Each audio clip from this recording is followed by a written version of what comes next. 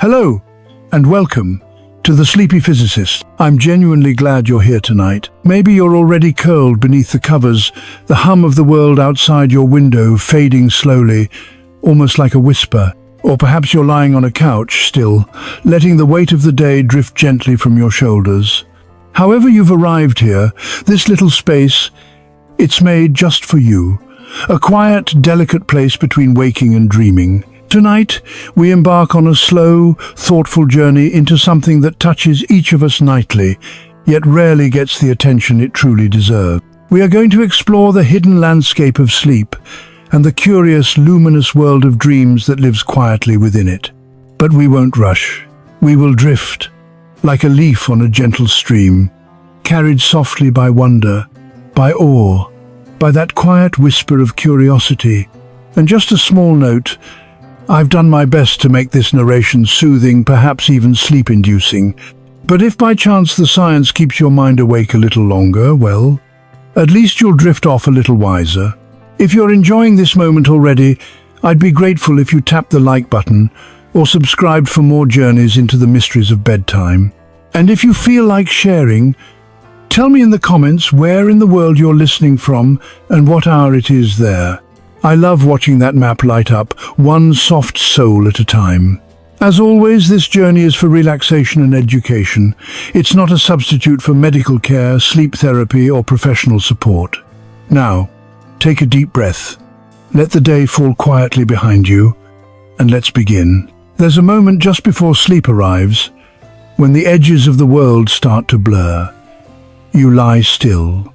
Your limbs, once busy with errands and gestures, grow heavy. The noise of the day, the tasks, the questions, the bright, sharp logic of waking life begins to fade. It's not silence exactly, more like a softening, a gentle, quiet dimming. You are not asleep yet, but you are no longer fully awake either. You stand at the threshold, the delicate doorway between doing and dreaming. In this fleeting, fragile moment, the curtain begins to fall. Your body already knows the script. Long before your conscious mind surrenders, your brain begins to dim the lights. Melatonin, the sleep hormone, spreads like dusk across a quiet field. Your core temperature drops, signaling your body it is time to rest. Your heart slows, your breath deepens, your muscles let go. Sleep doesn't arrive like a switch being flipped. It comes slowly, act by act, like a theater dimming its stage. Behind the curtain, the stage of your brain prepares for something extraordinary. You may think sleep is empty, a blankness. But inside your skull, sleep is anything but still. Your consciousness rests, yes, but your brain begins one of its busiest transformations. Imagine a stage after the final act. The audience has left, the curtain falls. Backstage, the crew begins to work. Sets are moved, lights are adjusted, scripts rewritten. The real magic of sleep begins where wakefulness ends. Now you drift into N1, the lightest stage of non-REM sleep. Your thoughts flicker. Vague images appear. Your body twitches softly. You may even hear your own name calling from far away. These are hypnagogic hallucinations, the ghostly echoes of wakefulness folding gently into dreams. Your brain waves slow from fast, alert beta to the relaxed alpha, then into the gentle sway of theta waves, each wave a tide, carrying you deeper into the sea of sleep. By the time you reach N2, the second stage of sleep, the doors begin to close. You're harder to wake, temperature drops a little more. Heartbeat slows, and something curious appears, sleep spindles and K-complexes, sudden, strange bursts of electricity like sparks in a dark forest. Scientists aren't fully certain why they exist, but they believe these bursts protect your sleep, shield memories, and perhaps even pave the way for dreams. Deeper still, you arrive at N3 slow-wave sleep. Rhythmic, calm delta waves pulse through your brain like vast, dark ocean waves, measured, endless, restorative. This is true physical restoration. Tissues repair, immune defenses strengthen, energy stores rebuild. If someone were to wake you now, grogginess would envelop you, heavy, disoriented. You've entered the deepest well of sleep. Your body has let go almost entirely. And quietly, invisibly, your mind prepares for something new, something stranger, vivid, electric, REM sleep. But for now, linger a little longer. In this gentle collapse of waking life, the mystery of beginnings, once thought passive, sleep is anything but. It is active, organized, rhythmic, a cycle with choreography of its own. One full night's journey moves through stages from light to deep to REM in 90-minute loops. Each loop builds on the last, each loop a quiet miracle of restoration and preparation. Each stage, each loop of your night, contributes quietly, almost invisibly, to your healing, your memory, your mind. And yet, despite centuries of study, despite the microscopes, electrodes and scans, no one can say with certainty why we sleep. We understand the machinery, we see what breaks when sleep is denied. But the purpose itself, the deep, evolutionary secret, still slips through our fingers. Perhaps that is part of the wonder. Sleep is necessity and mystery intertwined, a biological demand and a poetic surrender. Each night you willingly vanish from the world and awaken renewed. You, the thinker, the planner, the doer, let go. You place yourself in the hands of something older than thought, older than language itself. You fall asleep, and inside your skull the curtain rises on an entirely different world. But this is only the first breath, the first note. Sleep has many rooms, many depths. What unfolds next is the structure, the looping, rising, falling cycles, the quiet, intricate architecture holding your night. Let us step gently inside. Sleep is not one long, unbroken drift. It is a spiral, patterned, strange, mesmerizing. As you sink deeper under the covers, your body still, the brain begins to move in loops, diving, rising, circling, returning, through stages as distinct and deliberate as the tides. This is the choreography of sleep, a rhythm carved by evolution, honed over millions of nights. Even in slumber, your body follows a map. One complete cycle of sleep lasts roughly 90 minutes, descending from surface lightness to deep darkness, then rising again. And across a full night you will ride this spiral 4, 5, sometimes 6 times. The first part of each cycle begins gently, N1 and N2, the lighter stages. Here, your mind loosens its grip on waking life. Thoughts fragment, sounds blur. Your brain, once so busy with daily demands, softens its focus, letting the edges of consciousness fray just enough to begin dreaming. As the cycle deepens, you enter N3, deep sleep, the sanctuary of the body. Muscles relax completely, blood pressure drops. Hormones pulse in rhythm, repairing tissues, strengthening bones, healing the subtle wear of the day. Your brain hums at its slowest, most deliberate frequency. Delta waves roll through your cortex, vast, measured, like thunderclouds moving across a quiet sky. Not urgent, not sharp, but steady, commanding. Each wave whispers instructions to your body. Let go, repair, rebuild. Children linger here longest, their growing bodies soaking in restoration. As we age, this stage shortens, the scaffolding of sleep subtly shifting, a quiet reminder that the night shapes differently as life moves forward. Then, just as your body reaches stillness, something curious stirs. Your brain awakens anew, but not toward consciousness. It rises toward a vivid electric world. REM sleep, rapid eye movement sleep, a realm lit entirely by dreams. In REM, your brain mimics wakefulness in astonishing ways. Eyes flicker beneath closed lids, breathing becomes irregular, heart may race, as if running through a story you cannot yet name.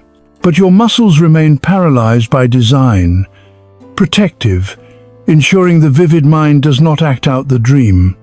This strange balance, vivid mind, still body, is what makes REM so extraordinary. And yet, like every stage of sleep, REM serves a purpose. Memory, mood, creativity. Your brain integrates the emotional tone of experience, not just facts but feelings woven through events. After REM, you may find it easier to recognize emotions in others, to navigate the subtle emotional weather of your own mind. So deep sleep repairs the body, REM tends the spirit. Two halves of night, two kinds of healing. A full cycle of sleep is not a descent and halt, it is a dance, a rise and fall. As one cycle closes, another begins. But not all cycles are identical. Sleep changes shape through the night. Early hours favor deep sleep, the body's mending stage.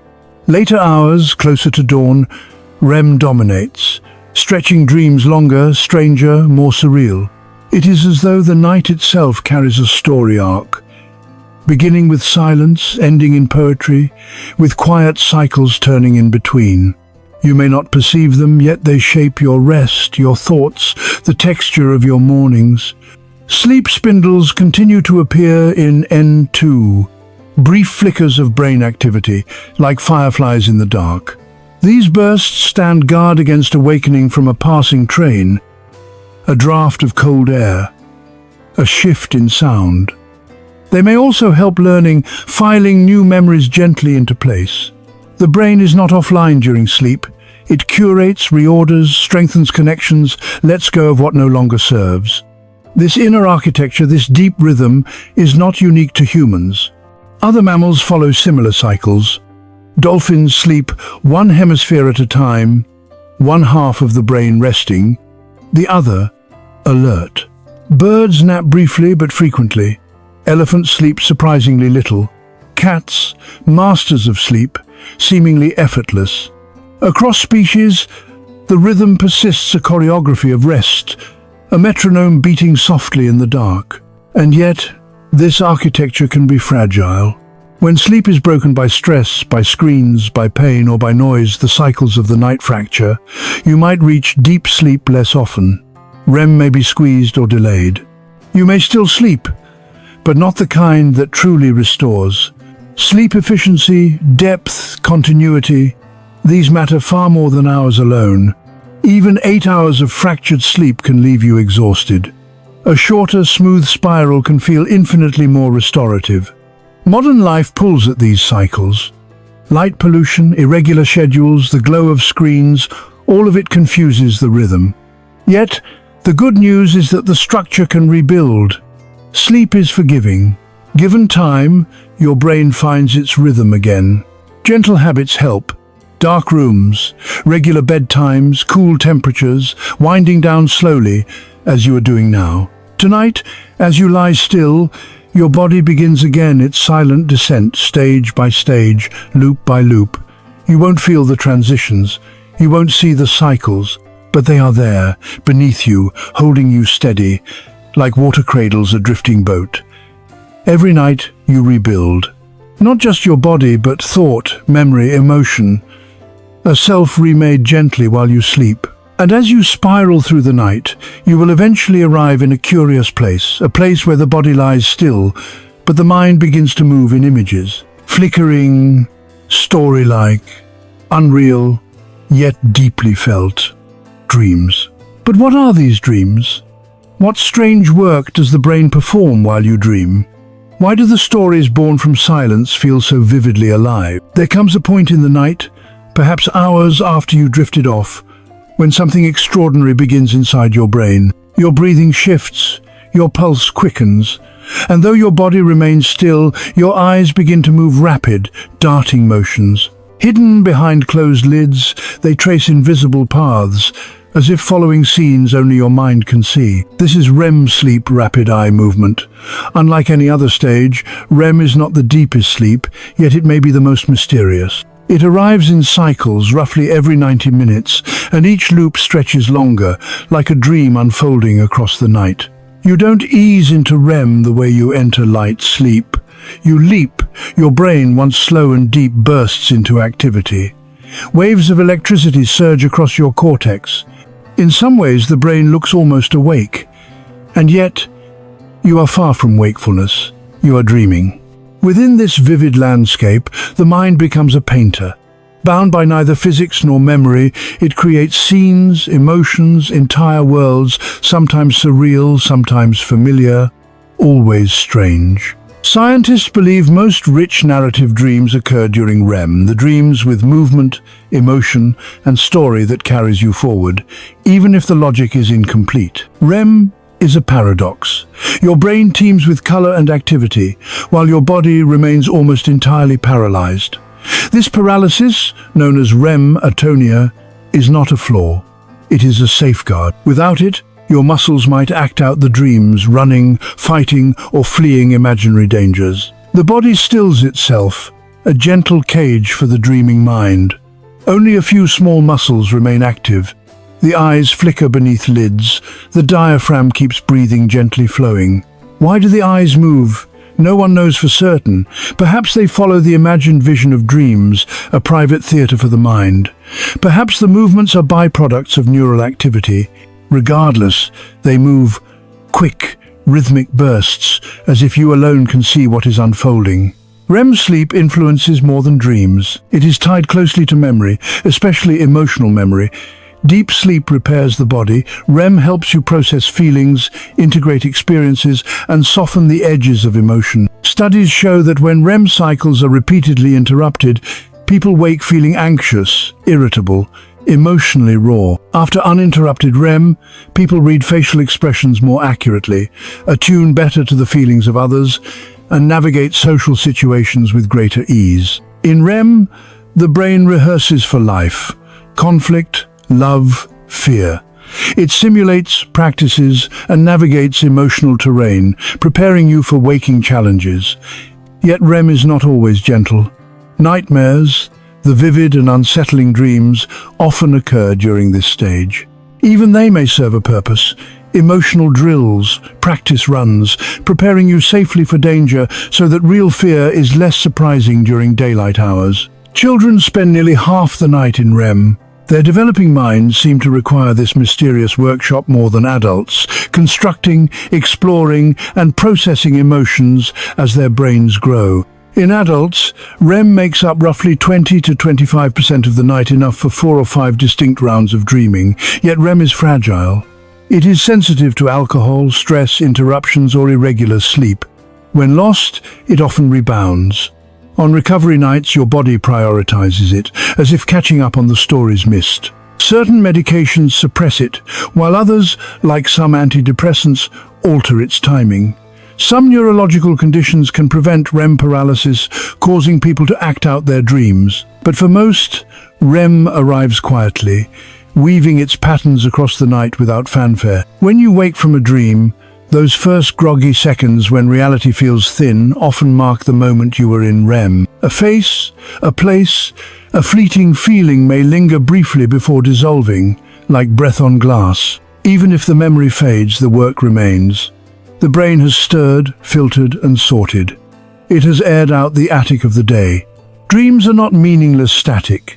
They are shaped by memory, stress, hope, and biology. They are stitched together by the same mind that worries, wonders, and loves in daylight. REM is their stage. It is a storm, electrical, invisible, internal, and yet somehow it leaves you calmer when it ends. There is much we still do not know. Why do we dream at all? Why do certain themes repeat: flying, falling, forgetting? Why does the brain wrap reality in metaphor while the body rests? One theory suggests that dreams are an internal training ground, a way for the brain to simulate future events, to test responses, to rehearse being alive. Others propose dreams are a byproduct of memory processing, vivid, chaotic, but ultimately a side effect. Meaning is elusive. Even if dreams are random, they are felt. And feelings shape who we are. Each night, the brain lights the stage again.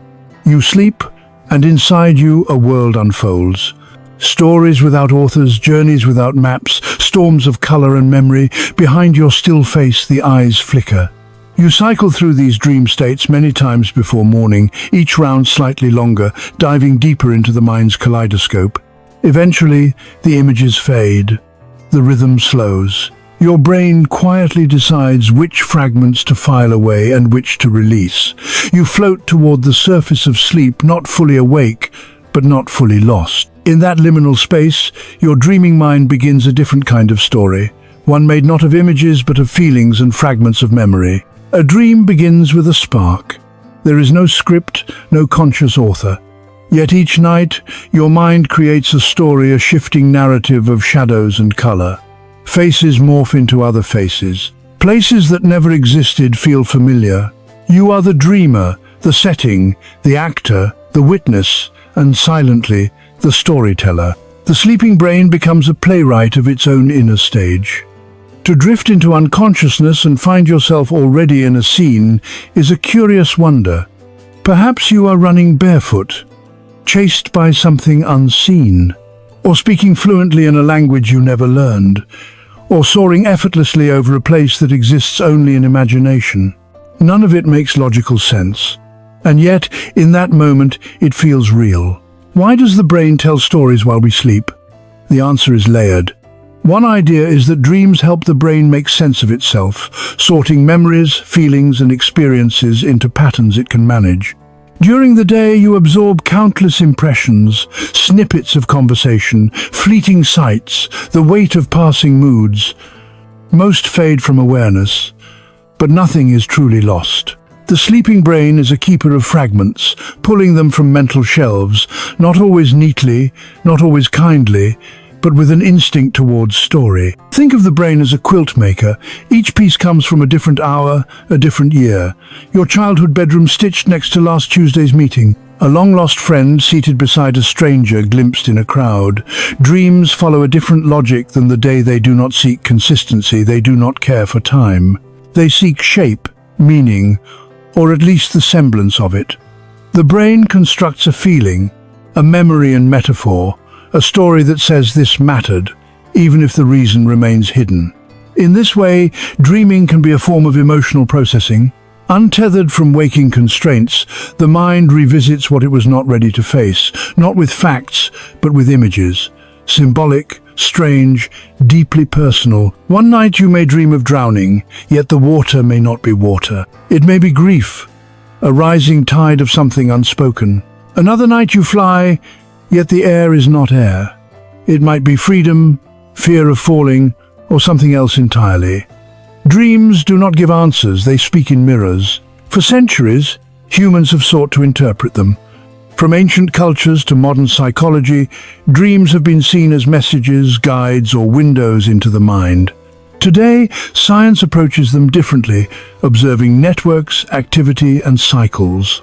Yet even here, metaphor persists. Dreams light up parts of the brain tied to memory, emotion, and imagination. The amygdala, the hub of fear and feeling, glows brightly. The hippocampus, where memories root, adds its echoes. Meanwhile, the prefrontal cortex, seat of logic and judgment, quiets. This is why your dream self accepts the impossible hallways that never end, childhood pets as your boss without question. The brain, partially awake in emotion and memory but dimmed in reasoning, allows the story to wander. This wandering has purpose. Some researchers propose that dreaming fosters creative recombination, connecting distant dots, solving problems in ways impossible in daylight. Sleep on it may be more than a saying. People who dream about a problem are more likely to find novel solutions later. Artists, inventors, and musicians often credit dreams for their greatest insights. The song that arrived in sleep, the invention glimpsed in a dream, the story that wrote itself behind closed eyes. In dreams, the mind has no editor, no critic, only quiet freedom to explore the unexplained. Not all dreams are grand. Some are mundane, going to work, making coffee, forgetting shoes. Even these may serve the brain, rehearsing routines, refining reactions, or performing mental housekeeping. Sorting, filtering, recombining these acts clear space and strengthen the memories that matter. Dreams are not entertainment, they are organization, internal authorship. Not planned, not perfect, but necessary. Much remains unknown. Why do some remember dreams vividly while others forget them instantly? Why do certain themes repeat: falling, being late, losing teeth? Why do dreams return over years, shifting subtly like old songs in a new key? We may never have complete answers. Perhaps that is the point. Dreams resist simple meaning. They are born from something deeper, meant to be witnessed, not solved. Tonight, as you sleep, your mind will tell a story. You may not remember it, or a fragment may linger, a thread of color weaving through your morning thoughts. Either way, your brain is speaking to itself not in words, but in story. A quiet act of self-making behind the veil of rest. As the curtain of night falls and dreams begin to form, a new question arises. Which memories will the dreaming brain keep, and which will slip gently away? Each day adds more. Small memories, like the taste of breakfast. Larger ones, like the weight of a decision. Moments stack, layers of thought and sensation. Your brain is not a warehouse, it is a garden. Sleep is when the tending begins. While you rest, your brain nurtures thoughts like a quiet caretaker at dusk, watering some roots, letting others wither back into the soil. Forgetting is not failure, it is part of remembering. This begins early in the night during deep N3 sleep. The brain replays the day's patterns not as a video but as whispers. Neurons that fired together while learning a face, a fact, a feeling, now fire quietly, strengthening connections. This is memory consolidation, the transfer of memories from fragile short-term storage into more stable, lasting networks. Think of it like this. When you experience something new, your brain scribbles it in a notepad. It is fragile, easily erased. During sleep, the brain reviews these notes, deciding which to preserve, which to discard, and which to rearrange meaningfully, if not perfectly. This work largely occurs in the hippocampus, a curved structure deep in the brain, named for its resemblance to a seahorse. It acts as a courier, shuttling short-term memories to the cortex for long-term storage. But the hippocampus does not act alone. Each sleep stage has its role. In deep sleep, slow waves act as a metronome, guiding neuronal firing and orchestrating memory transfer. In REM, the scene changes. Now the brain begins to integrate memories emotionally. Sleep does more than preserve facts. It weaves them into your personal story. Imagine you had an argument today. During REM, your brain may strip away the heat of the moment but retain the lesson, the feeling, the insight. You wake up not remembering the dream, yet still feeling different, softer, clearer, as if something has been quietly resolved while you slept. This blending of structure and emotion is what makes sleep essential for learning. Students who rest after studying retain more than those who remain awake. Even short naps, if they include deep or REM sleep, help lock in new skills. Sleep is not just about memory, it is about understanding, connecting what you learned to why it matters. The gardeners of sleep continue their work. Not all memories are welcome guests. Some are pruned for peace. Others are reinforced to shape identity. Some are left behind, fading gently. This is called synaptic downscaling, a careful trimming of unnecessary or weak connections. Without it, the brain would overflow, every detail clamoring for attention. Sleep provides focus. It creates space. Like a gardener who knows not every seed must bloom, your brain lets go of what is not needed. Which memories remain is not always predictable. Sometimes something small stays the scent of rain, a line from a book, a stranger's smile while something large disappears, a number, a name, or the exact words you meant to say. There is wisdom in this forgetting. Memory is not a recording, it is a narrative, continually edited, revised each night. In this nightly editing, you become more you. Some scientists link this process to dreaming. Dreams offer glimpses into the sorting, filing and deciding. You might dream of a school you haven't visited in years. Perhaps your brain is weaving new insight or emotion from old threads. You awaken not just rested but reorganized. In trauma, this process can falter. Memories that are too sharp or tangled resist sleep's soft editing. In conditions like PTSD, REM may fail to ease the emotional charge. Dreams repeat, memories burn. Yet even here, sleep retains healing power. Therapies that restore REM often help soothe emotional pain, making the night safer once more. Tonight, as you lie still, know this. Your mind is tending itself. It brushes dust from some thoughts, gently covers others. It decides which parts of today become part of tomorrow. And though you never see it happen, the pruning, the nurturing, the rewiring, all of it leaves an effect. You are not just resting, you are becoming. Not all memories endure, but the ones that do are part of your garden, a quiet archive of who you are becoming. Tomorrow, you may forget your dreams, yet deep in your brain, something has shifted. That alone is enough. You do not need to remember everything, only what matters. And sleep, graceful, ancient, silent sleep, knows how to choose. As the final spindles flicker and the night rises again on the horizon, another mystery awaits. Lucid dreaming. You are dreaming, walking down a hallway that never ends. The walls are glass, a breeze stirs from nowhere, you see a door that wasn't there before. And suddenly, something shifts. You know you are asleep. This world is not real, yet you are still inside it. A lucid dream is a rare state of awareness, where the dreamer becomes both actor and observer. You are still sleeping, but something within has awakened. Your brain, usually adrift in REM's vivid theater, lights up with self-recognition. You realize it is a dream, and with that awareness the dream becomes yours to shape. Not everyone experiences lucid dreaming. Some touch it briefly, others train to enter it frequently, turning each night into a private voyage. Lucid dreaming sits at the edge of paradox, where wakefulness brushes against dreaming without destroying it. It requires something unusual, conscious noticing of the dream's illogic, while remaining relaxed enough not to wake. Scientists call this metacognition, the ability to reflect on one's own thinking. Normally during REM, this function rests. The prefrontal cortex, responsible for logic and self-awareness, stays quiet while the rest of the brain dances. In lucid dreams, this region flickers awake. Imaging studies show that the dorsal prefrontal cortex, silent in typical REM, reignites just enough to give that strange, shimmering clarity. And with this light comes possibility. Some lucid dreamers simply observe, drifting like ghosts in their own memories. Others engage walking through walls, flying above forests, speaking with dream figures, visiting loved ones long gone, or simply sitting, feeling the rare, profound sensation of knowing and dreaming simultaneously. It may sound like fantasy, yet lucid dreaming is a well-documented phenomenon. Humans have studied it for centuries. Tibetan Buddhists called it dream yoga, a practice of using lucid dreams to develop insight, control, and even compassion.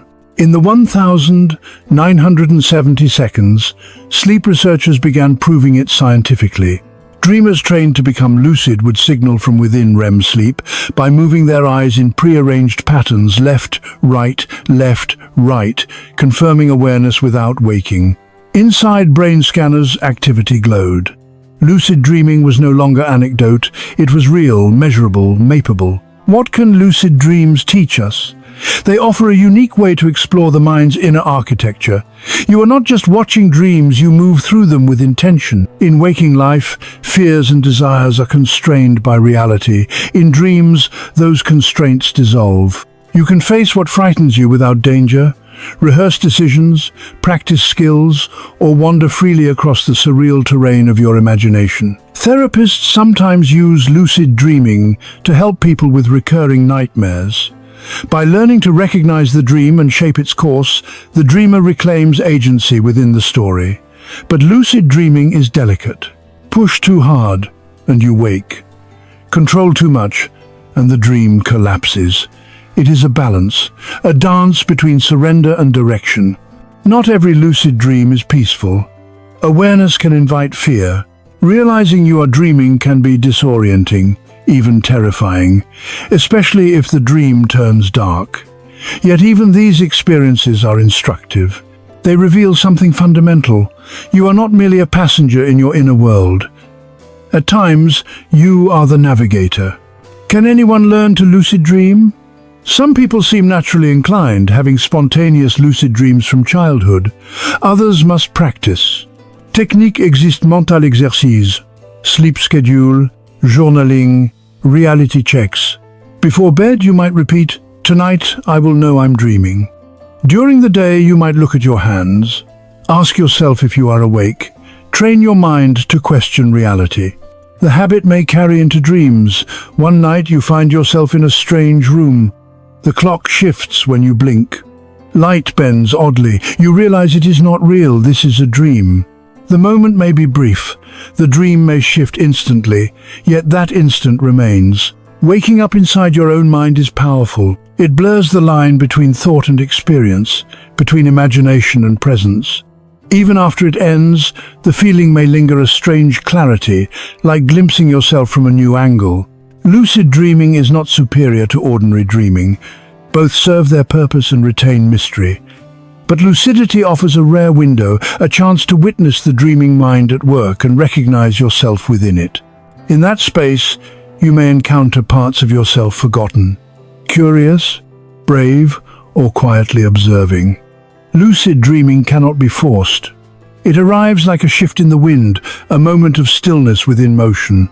When it comes, it reminds you that even in sleep, some small part of you remains curious, still watching from beneath closed eyes.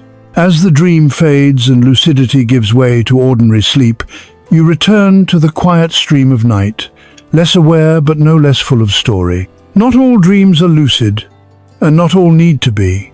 Many drift past unrecognized, shaped not by will but by memory, emotion, something deeper than thought.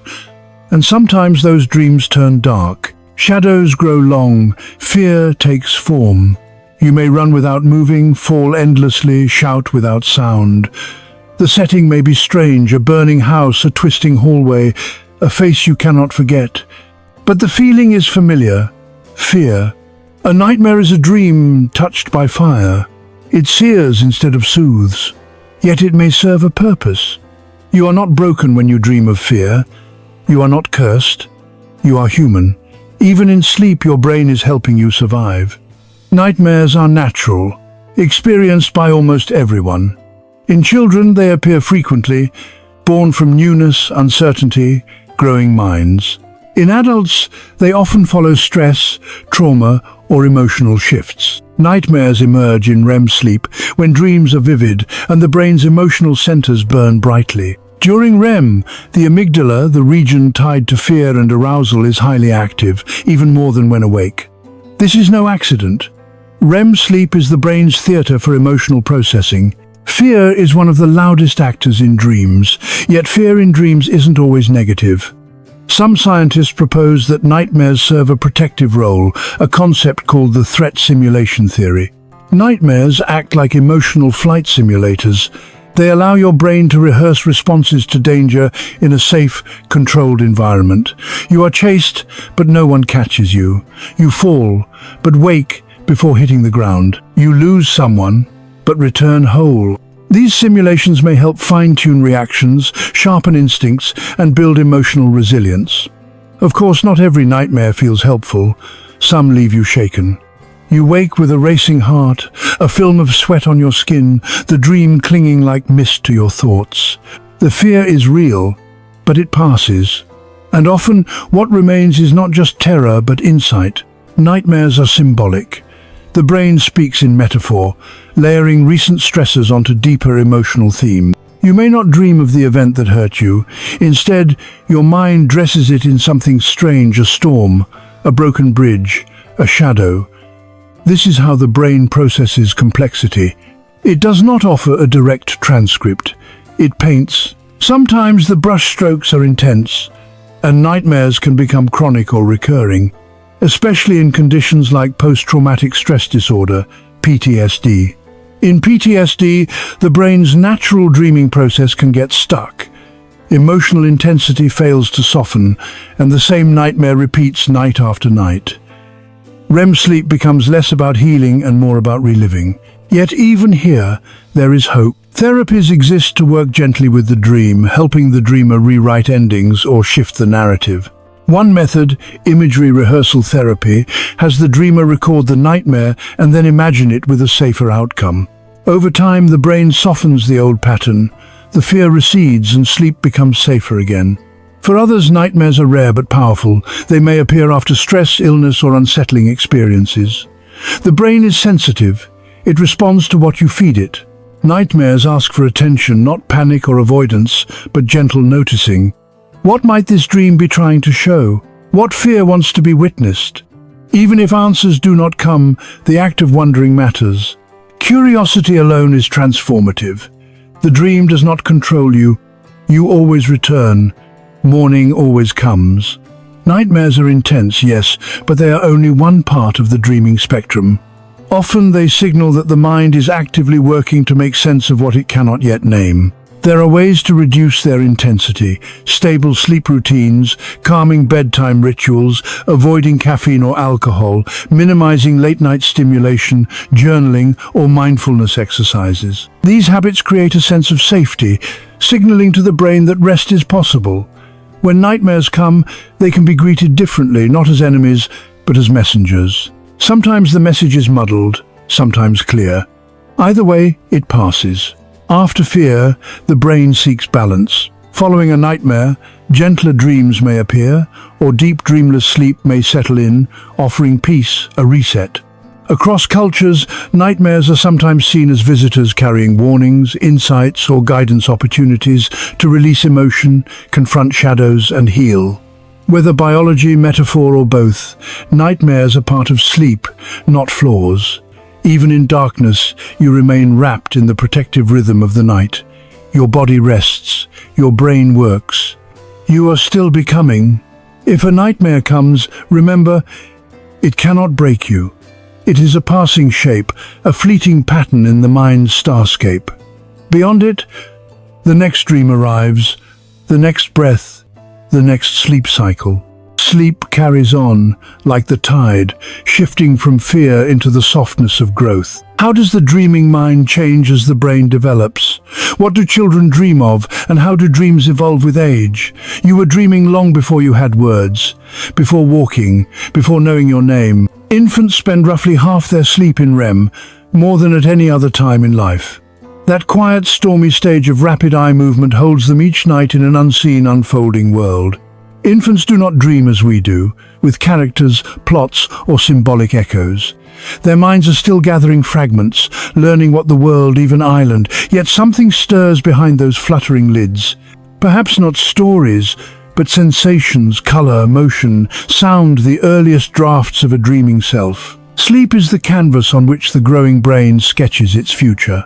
In the first months of life, REM sleep is the brush used most.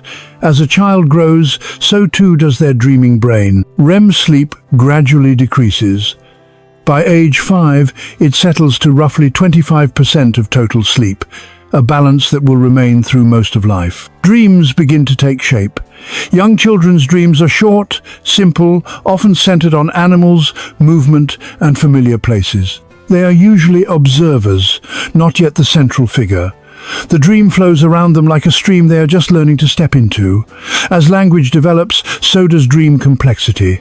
Stories lengthen, characters multiply, emotion takes root. By 7 or 8, children's dreams resemble adult structure, though not always in tone. Children's dreams are often magical, untethered from logic. A cat may speak, the sky may turn to jelly, rules bend under imagination's light. This is not distortion, it is development. The boundaries between real and imagined remain soft and porous. Adolescence brings change. The dreamer becomes more central, more active. Emotions deepen, themes grow complex. Teenagers often dream of identity, social navigation, and emotional risk. Nightmares may increase, reflecting hormonal shifts and new awareness. Sleep schedules shift too. Adolescents fall asleep later, wake later. Circadian rhythms stretch, pulling sleep toward the edges of night.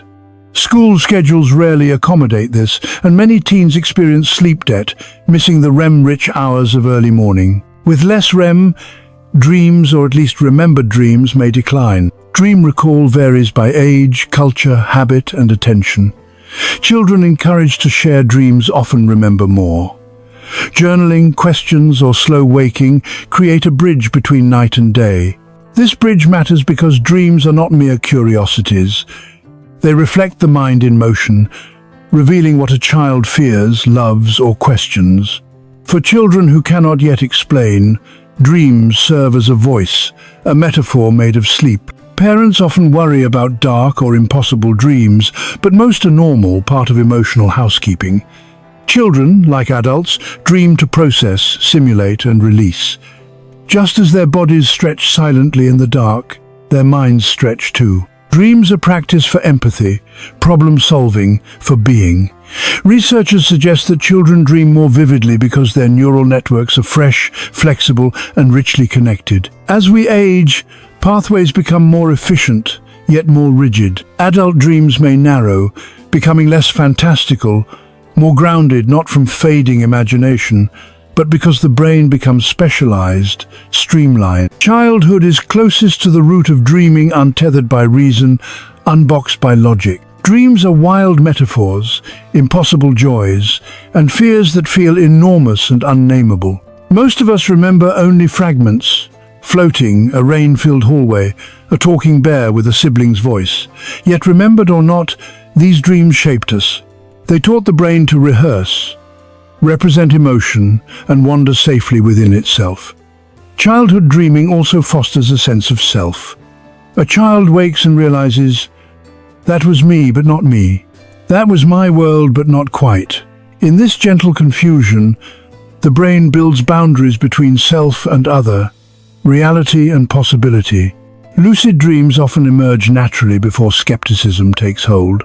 A child may simply know they are dreaming and choose to fly without question.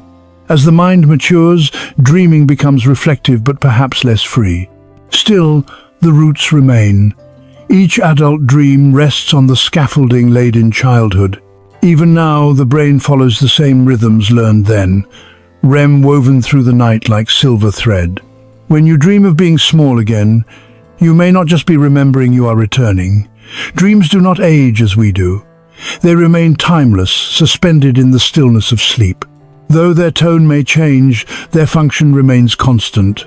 Dreams accompany you through infancy, adolescence, and into aging, not as distractions, but as companions on the journey of becoming. Tonight, as you lie down, you may dream in simple images, not as a child, but with the wonder of one. Tomorrow, you might not remember a thing, or you may awaken with a flicker, a feeling, a trace of the long, quiet arc that links your earliest dreams to those you will have tonight.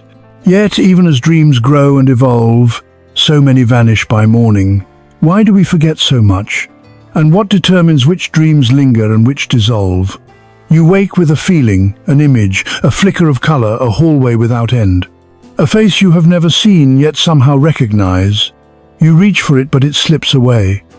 By breakfast, even the impression may be gone. You dream every night, perhaps 4, 5, 6 times, yet remember so little. This forgetting is not failure. It is part of the brain's design. The mind generates vast, surreal, emotionally layered worlds each night, but not all of it is meant to be kept. Some dreams are echoes of emotion. Others are fragments of memory, idle sketches of the mind. Dreaming is necessary, but remembering every detail is not. Memory works differently while awake and asleep. When awake, new memories form through encoding. The brain receives sensory input, labels it, and links it to existing networks. Attention and emotion play central roles, and much of this relies on the hippocampus, essential for lasting memory. During REM sleep, when most dreams occur, the hippocampus is quieter. The brain is busy elsewhere. Emotion centers like the amygdala are active, visual regions glow, but systems for long-term storage are not fully online. Dreams feel real, yet they are not tagged and filed like waking experience. Memories remain soft, unstable, dissolving upon contact with consciousness. This is why we often remember a dream only if we wake during or immediately after it, and even then, rehearsal is necessary to retain it.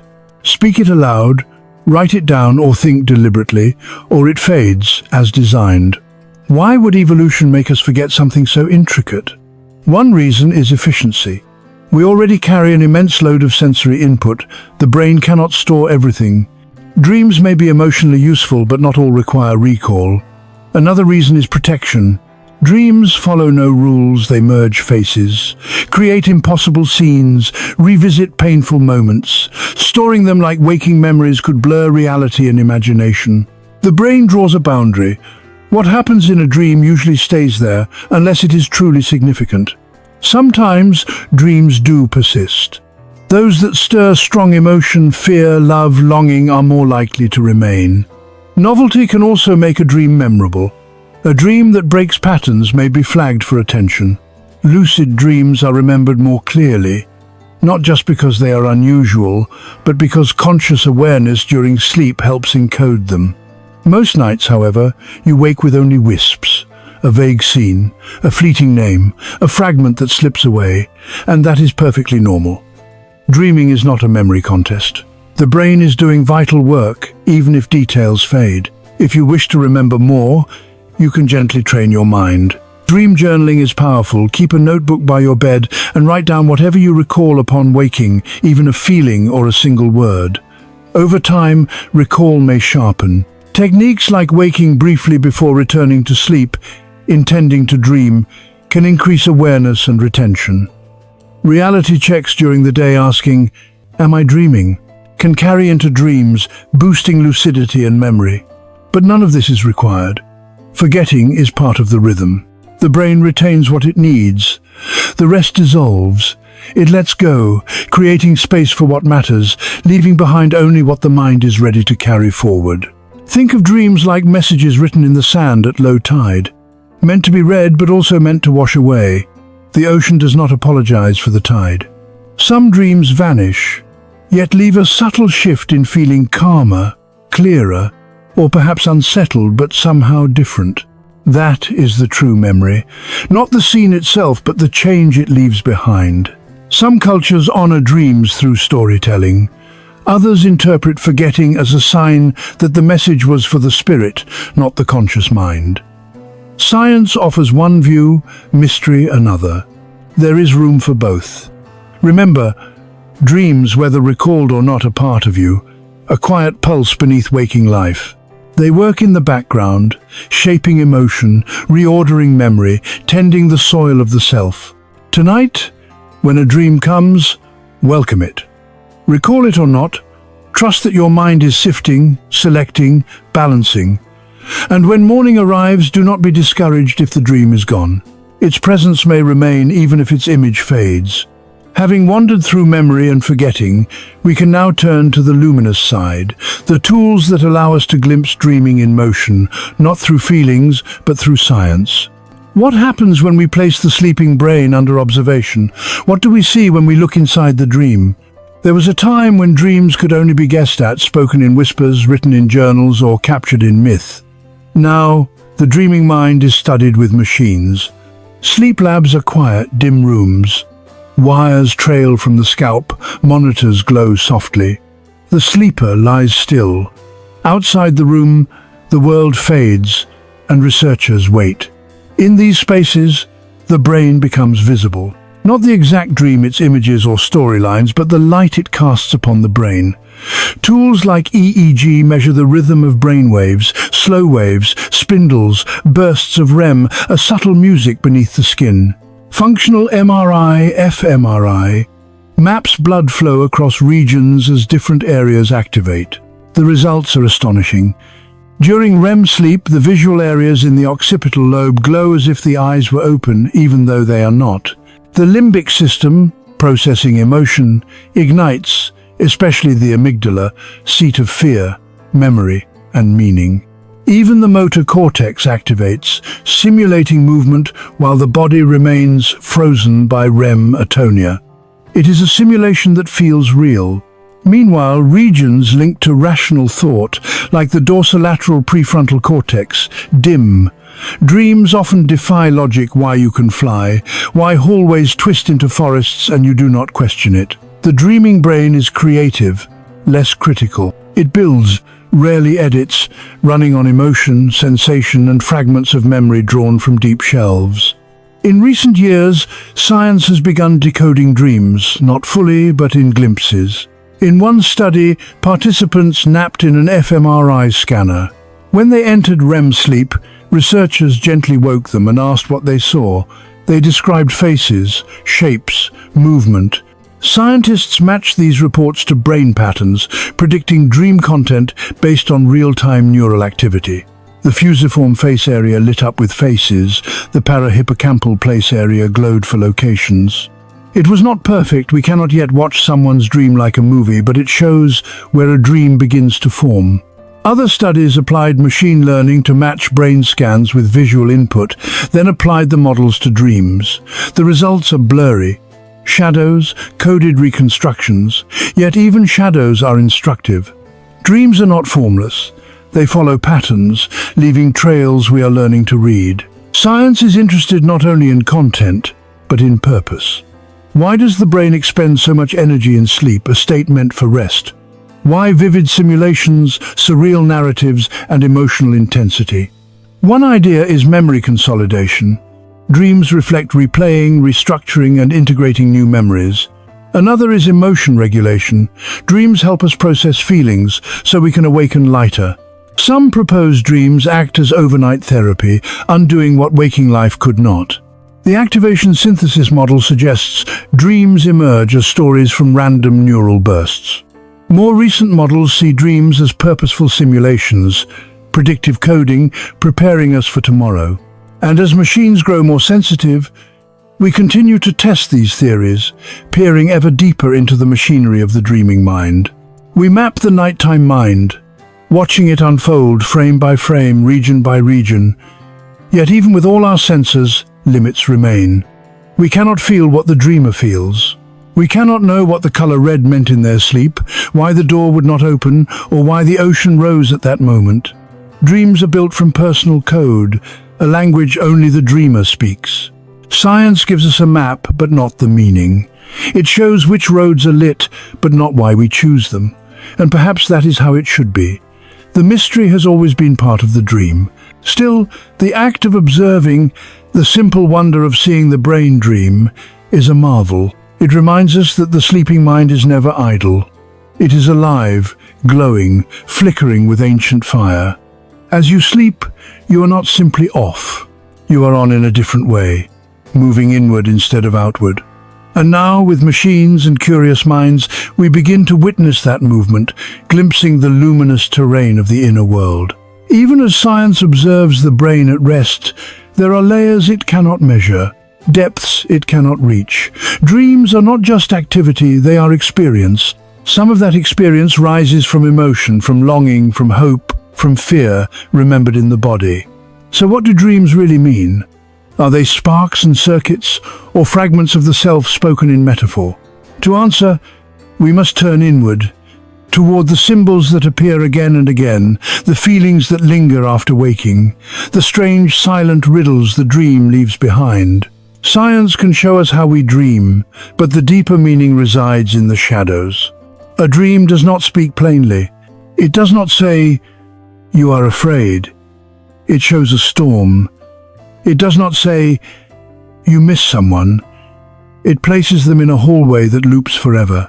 Dreams speak in images, symbolic, strange, layered with meanings not always clear. And so we ask, softly as we wake, what did that mean? The dream fades, but the question lingers. Throughout history, humans have looked to dreams for signs, to predict the future, to make sense of the past, to listen to what the waking mind cannot yet say. The ancient Egyptians kept dream books, cataloging symbols with interpretations. The Greeks saw dreams as messages from the gods, guiding seekers in temples of healing. In epics, myths, and sacred texts, dreams appear as visions strange, serious, and meaningful.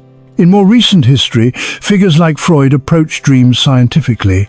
He saw them as the royal road to the unconscious, where hidden wishes and repressed desires surfaced, disguised, symbolic. Every staircase, every stranger, every locked door was a metaphor for something buried.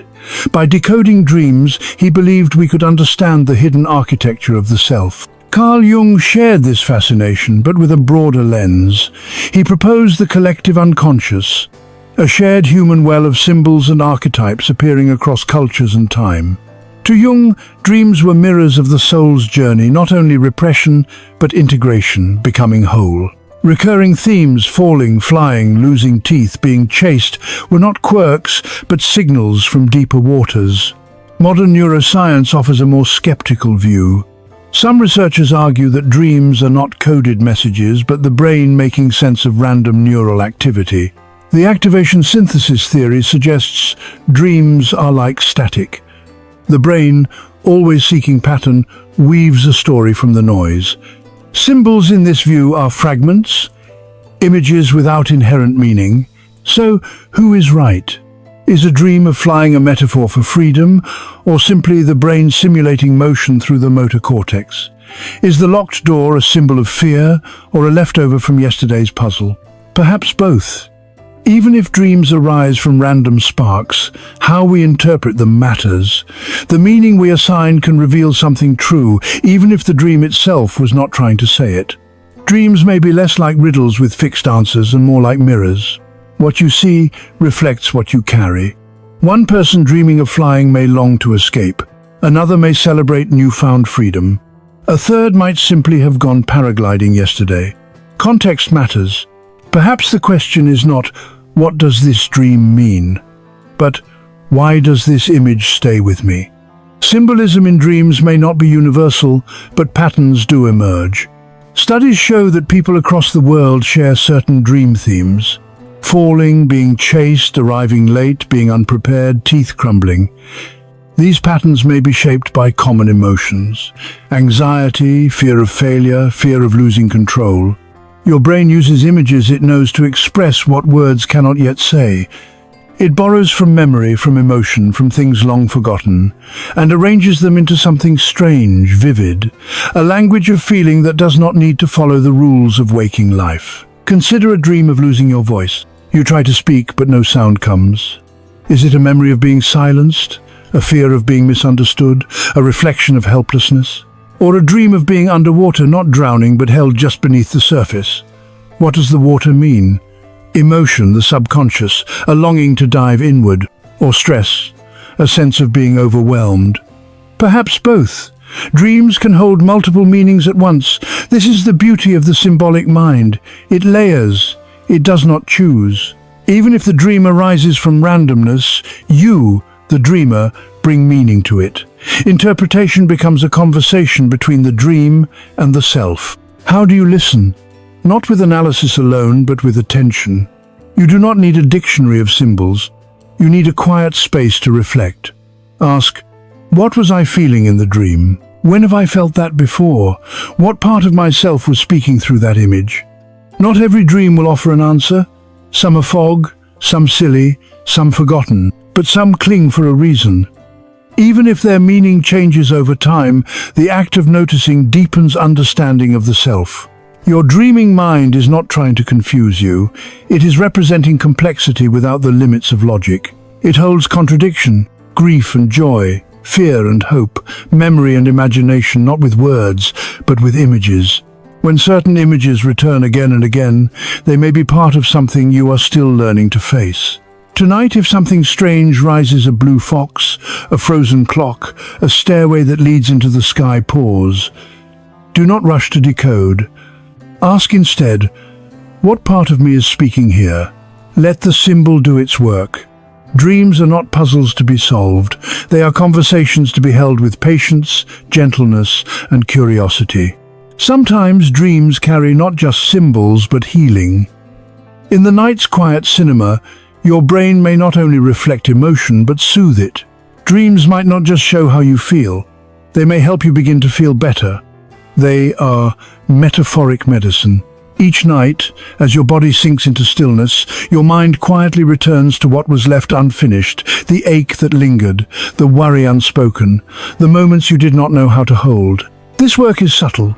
You may not always feel it, but in the drifting hours, your dreaming brain becomes both memory keeper and healer. Science once thought dreams were chaos, leftovers of waking thought, meaningless static. Now we know better. Dreams are not waste, they are processing. During REM sleep, the brain revisits emotional experiences, reactivates the amygdala, stirring feelings again but softened, held at a safe distance. No deadlines, no decisions, just the image, the feeling, the chance to reprocess. REM is like rehearsal. You relive the feeling, but gently, safely learning from it. A difficult conversation may leave you raw one day, but calmer the next after sleep has done its work. In dreams, the edges of pain round, fear softens, grief breathes, anger finds its shape. This is not forgetting, this is integration. Some researchers call this the overnight therapy effect. The brain replays emotions not to torment, but to make sense of them, to digest what was too complex, too tangled, too fresh to handle while awake. And you do not need to remember the dream for the healing to occur. The process is biological. Sleep itself acts as an emotional regulator. Brain scans show reduced norepinephrine, a stress chemical usually heightened when awake, creating a calm space where emotional memories can be revisited without triggering full distress. It is like watching a storm from behind glass. You feel its presence, but you are not in danger. This allows the mind to re-experience difficult emotions safely, learning from pain rather than carrying it. Dreams also play a role in extinction, learning the process of weakening the link between a trigger and a fear response. When you were frightened during the day, that fear memory is encoded. But in sleep, particularly in REM, your brain begins to reshape the association. It says, "You felt fear, but you survived." It practices new emotional pathways that whisper, "You're safe now." Gradually, fear loosens its grip. Not all dreams are comforting. Some revisit the very thing that hurt, yet even nightmares can serve healing. They may represent emotions too large for daylight. In dreams, those feelings find forms symbolic, surreal, but no less real. Sometimes, the act of dreaming is the release. Tears stay inside the dream. Your voice is found. The thing you feared is faced in metaphor, in shadow, in safety. Even confusing dreams carry emotional threads. A strange room, a sudden silence, a door you cannot open, your waking mind may not understand, but your emotional self recognizes the shape. In therapy, clients often bring dreams not for answers, but for reflection. Dreams can express what the conscious self avoids. A sorrow not yet named, a hope too fragile to admit, a decision waiting quietly in the dark. Dreams become a language of healing not in logic, but in resonance. Across cultures, this power has long been honored. In some indigenous traditions, dreams are seen as messages from ancestors, spirit, or the deep self. They are consulted during rites of passage, used in conflict resolution, held with reverence, not just stories, but guidance. Science may speak differently, yet even it observes the effect. After a rich dream, you may wake lighter, not because the problem is gone, but because something inside has shifted. The burden was named, reimagined, or simply witnessed by the deeper self. That witnessing, even without conscious awareness, is powerful. You are not passive in sleep. Your brain is working, soothing, stitching frayed pieces into something whole. When you wake, you carry that subtle change. It may feel like clarity, calm, or just the quiet absence of what was before. You are being repaired from the inside out, night by night, layer by layer. But what about grief? Heartbreak, trauma, loss?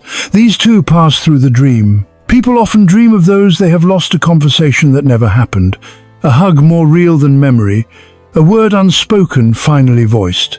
These dreams do not replace reality, but they give the grieving mind space to rehearse acceptance, to hold and release at once. In time, they may bring comfort.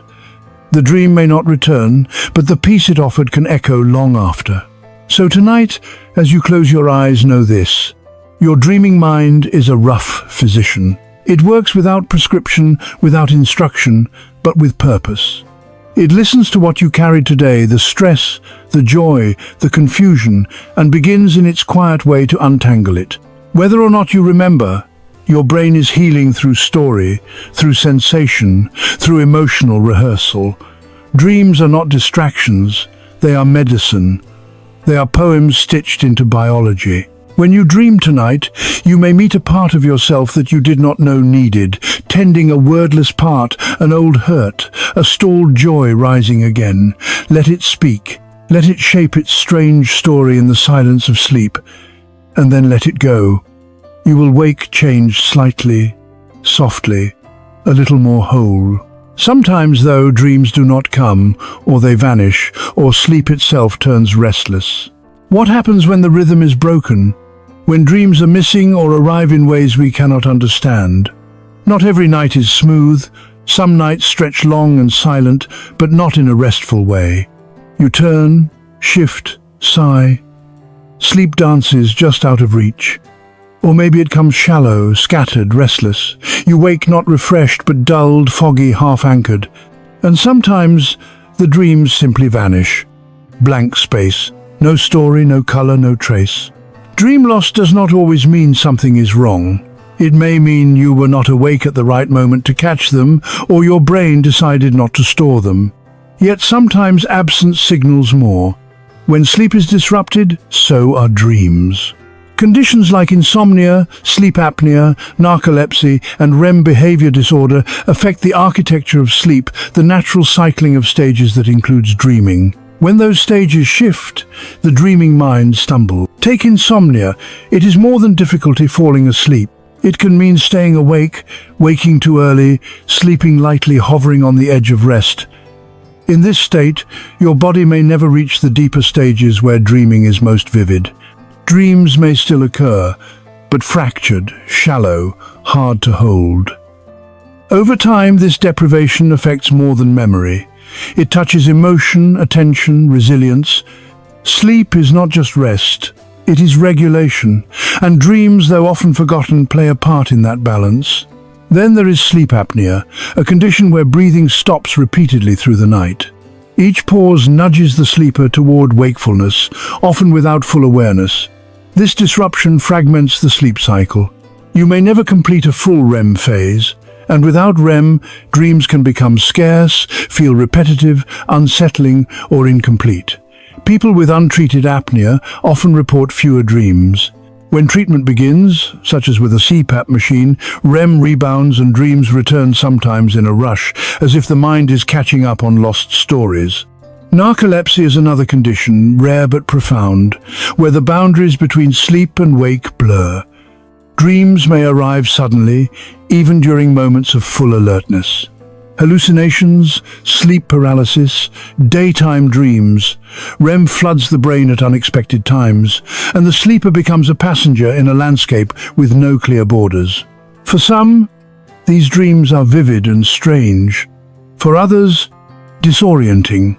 In REM behavior disorder, the body forgets to stay still. Muscle paralysis that normally keeps you from acting out dreams fails. You may move, talk, even strike out without knowing it. This can be dangerous, not only for the sleeper but for partners. REM behavior disorder can also be an early sign of neurodegenerative conditions like Parkinson's disease. Here, the dreaming brain reveals not just sleep trouble but deeper changes in the nervous system. Even without a formal disorder, modern life often frays the edges of sleep. Blue light, late meals, scrolling into the night, stress carried into bed like a stone on the chest, these quiet habits chip away at the structure of sleep, and with it, dreams. We live in a world that undervalues rest, where sleep is often seen as optional, a luxury, a weakness. Yet your brain knows better. It longs for rhythm, darkness, slowness, and when it doesn't receive these things, it protects what it can, sacrificing the rest. Dream loss can also occur during grief, depression, or burnout. Sometimes the dreaming mind goes quiet because the weight is too much. The circuits involved in REM can be dampened by certain antidepressants or by neurochemical changes brought on by emotional distress. It is as if the mind says, "Not now, let's keep the world dim." Yet even here, dreams may stir deep beneath awareness. Sometimes dream absence is temporary. Sleep improves, stress lifts, and dreams return like birds returning to a tree after a storm. Sometimes they return in waves, intensely vivid, as if the mind is catching up on emotional work it had postponed. This is called REM, rebound, the body's way of restoring balance after REM deprivation. Dreaming is not optional. The brain, when allowed, will always return to it. But what if you rarely remember your dreams and do not feel unrested? That is okay too. Some people sleep deeply and dreamfully, yet rarely recall the details. This does not mean they are not dreaming. It only means the memories do not bridge the gap into waking life. Recall is personal, and not every bridge is built the same. Still, if you wish to invite dreams back, gentle practices can help. Create a bedtime ritual. Darken the room. Avoid screens in the hour before sleep. Journal, even just a sentence. In the morning, lie still before reaching for your phone, before the day rushes in. Notice what lingers.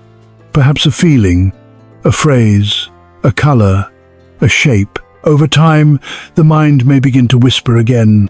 Even dreamless nights hold purpose. Your body is still resting, your mind is still healing. Sometimes the silence itself is a kind of medicine. Sleep is not only about dreaming, it is about depth, continuity, and trust. The dream may not come every night, but the brain, like a tide, knows how to return. If your sleep has been restless lately, know this. You are not alone. You are not failing. You are not broken. Your mind may be asking for softness. Your body may be calling for rhythm. These things can be reclaimed with care, patience, and the willingness to rest. Even in silence, your mind is listening. When the time is right, dreaming will resume, and it may return not just with images, but with echoes from far beyond yourself. How have dreams been shaped by culture, by time, by belief? How do people in different places listen to the language of sleep?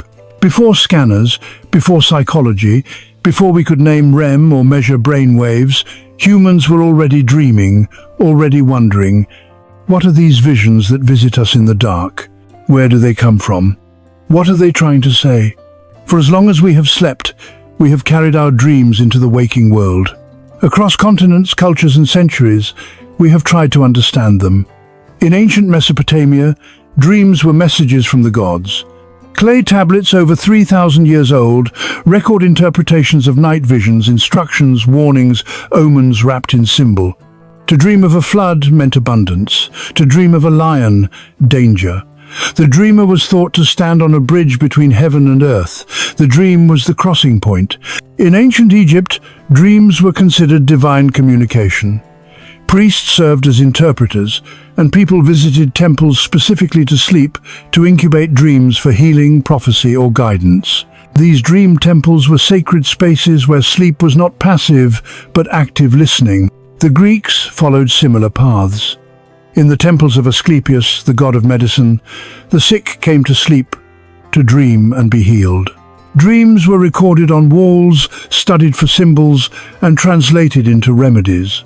Later, Aristotle and Hippocrates offered more natural explanations, arguing that dreams reflected the body's inner state, its imbalances and needs.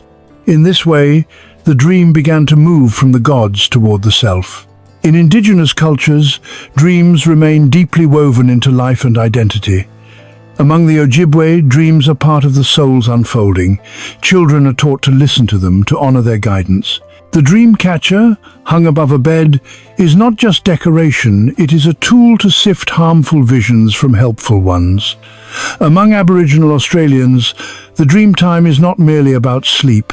It is the mythic past, the creation of the world, a sacred time still alive beneath waking life. To dream is to touch the original stories of the earth. In South American shamanic traditions, dreams are used for navigation, for understanding illness, and for spiritual guidance. Plants, rituals, and chants deepen dream clarity and access inner realms. The boundary between sleep and vision is not always clear, nor is it meant to be. In China, ancient texts from the Zhou dynasty contain dream manuals, catalogues of meaning, and systems for interpretation. Dreams were considered messages from ancestors or reflections of cosmic imbalance. Even emperors consulted dream interpreters. In Islamic tradition, dreams carry spiritual significance. The Prophet Muhammad spoke of dreams as one of the remaining pieces of prophecy. Rules distinguish dreams from God, from the self, and from chaos. A good dream is a gift, to be kept private or shared with the wise. In Hinduism, dreaming is one of 4 states of consciousness: Jagrat, waking; Svapna, dreaming; Sushupti, deep sleep; and Turiya, pure awareness. Each dream reflects karma and inner work. The gods themselves dream creation into being.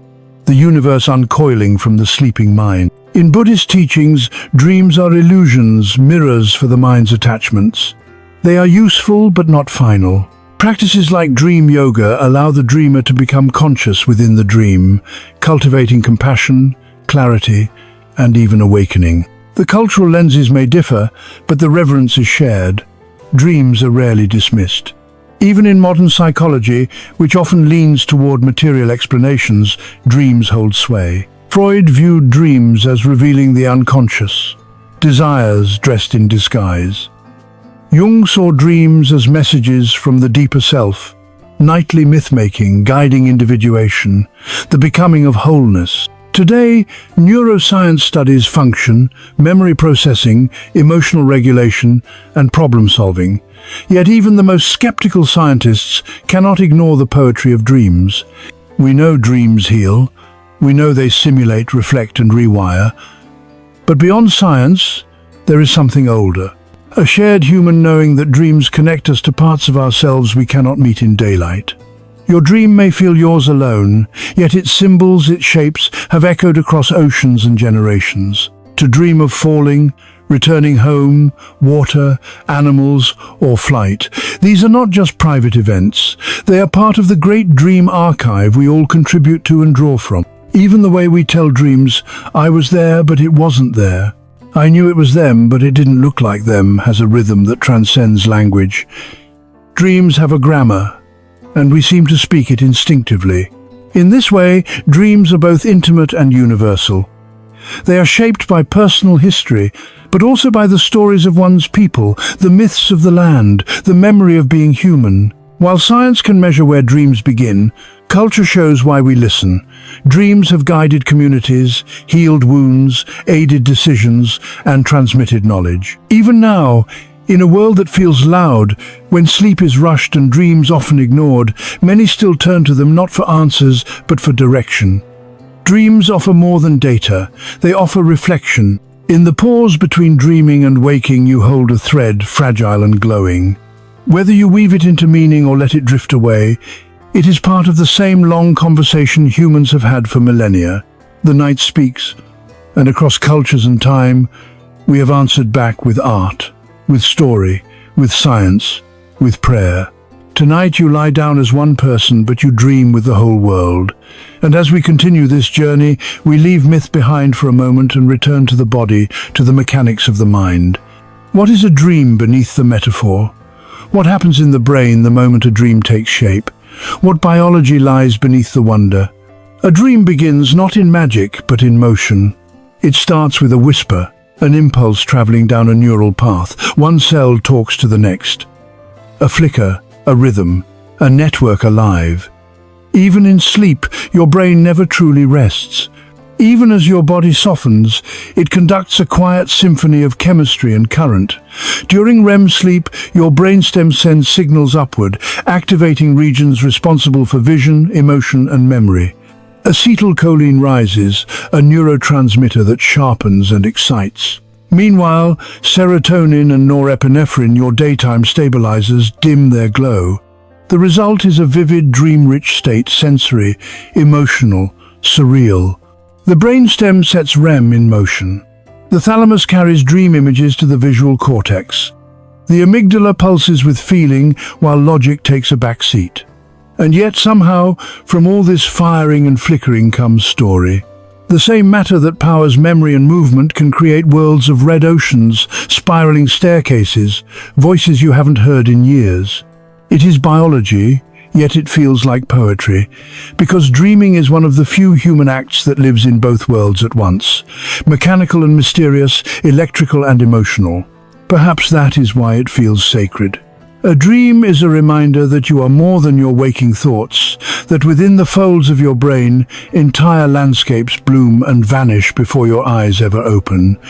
You are stardust and circuitry, cells and stories, synapses and symbols, and all of it, the memories, the fears, the colors, the healing, happens each night as you close your eyes and surrender. So tonight, when the lights go low and your breath begins to slow, remember this. Even if you do not recall your dreams, they are happening, they are working. They are walking the quiet corridors of your mind, tending to what is tangled, making space for what wants to grow. You do not need to chase them. You only need to rest. And if this journey into the dreaming brain has brought you even a moment of calm, of wonder, of softness, then it has been worth every word. Thank you for letting me drift beside you tonight. Even if the dreams seem distant, your brain is still dreaming. It is still weaving, restoring, tending, and whispering worlds into being. Sleep well, dream deep. And remember, tonight, as every night, the quiet work of your mind continues.